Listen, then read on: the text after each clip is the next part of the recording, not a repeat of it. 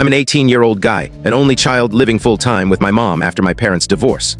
Growing up, my mom was the backbone of our household, handling everything, cooking breakfast, lunch, and dinner, grocery shopping, cleaning, laundry, despite working a full-time job just like my dad.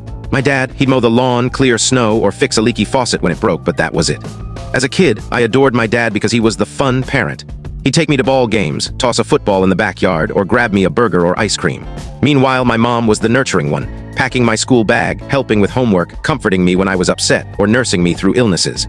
As I got older, I started noticing how uneven the workload was. My mom was drowning in chores while my dad lounged on the sofa, glued to the TV. When I was younger, my mom would ask me to pitch in with cleaning, but I'd grumble. Who wants to scrub dishes? One day, when I was about 12, I snapped at her to leave me alone after she got frustrated that I hadn't tidied up. Later, I heard her sobbing in the bathroom. That moment hit me hard. I realized she was carrying the weight of our entire household, and my dad contributed next to nothing. Neither did I that week. Something shifted in me.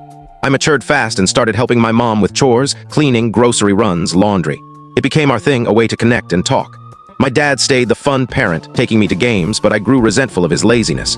When I was 14, I called him out for never helping around the house. He lost it, yelled in my face, and sent me to my room.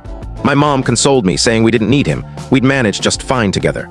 On the rare occasions we forced my dad to help, he'd botch the job, leaving a mess. I now suspect he did it on purpose to avoid being asked again. Then, when I was 15, my mom discovered he'd been cheating on her for a year. They had a massive fight, and that night, he left to live with his mistress and her daughter from a prior relationship. A few days later, he came back to grab his stuff. The divorce was brutal. My mom fell apart, and I barely remember the legal details because I was so focused on her. She was a wreck, crying, barely eating. I stepped up, making her meals, helping her shower, holding her at night. I'd never seen her so broken, and my dislike for my dad turned into pure hatred for what he'd done to her. My mom's family helped when they could, but it was mostly me since no one could stay with us full-time. At 16, I got a part-time job to help with bills. It took my mom about 6 months to start recovering. She emerged stronger, happier than I'd ever seen her when she was with my dad. A couple of months after the divorce, my dad started pushing for me to spend half my time with him. I told him to get lost, but my mom encouraged me not to cut him off entirely. So I started visiting him every other weekend. He and his mistress, let's call her Lisa, tried to act all warm and welcoming, but I couldn't stand them. Lisa would try to act like my mom, giving me orders, and I'd just ignore her. Her daughter from her previous marriage tried to connect with me, but I brushed her off. Less than a year after the divorce, Lisa got pregnant and they had a baby girl. My dad and Lisa kept pushing me to be a big brother to their kids, but I had zero interest. Over time, I stopped staying overnight at my dad's.